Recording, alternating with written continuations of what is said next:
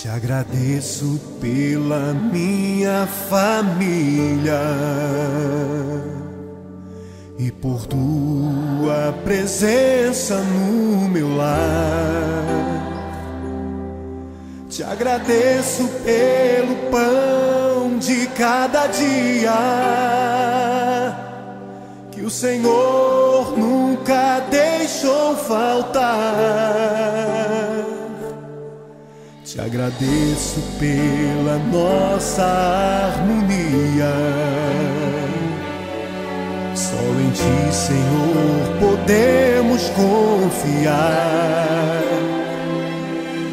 Já te agradeço pelas Tuas maravilhas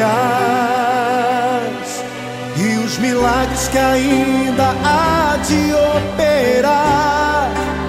A minha família é bênção do Senhor.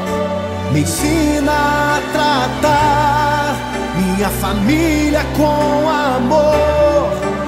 Edifica minha casa para o Teu louvor.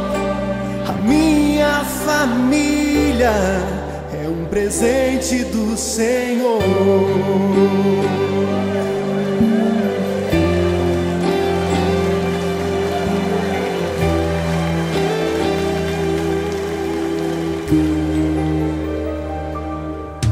Te agradeço pela minha família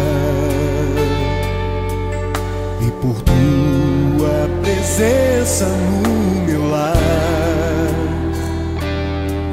Te agradeço pelo pão de cada dia que o Senhor nunca deixou faltar. Te agradeço pela nossa harmonia. Só em Ti, Senhor, podemos confiar. Já te agradeço pelas Tuas maravilhas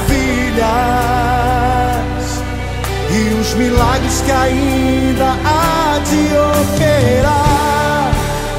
A minha família é bênção do Senhor. Me ensina a tratar minha família com amor. Edifica minha casa para o Teu louvor.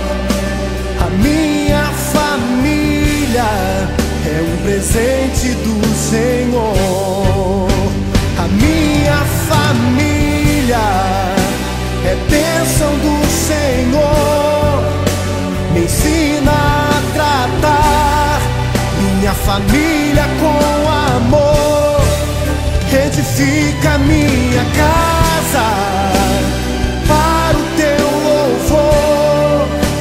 A minha família é um presente do Senhor.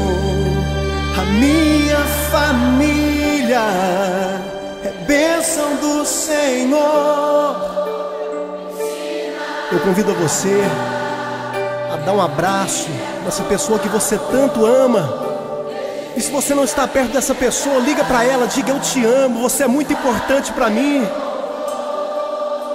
A minha família é um presente do Senhor.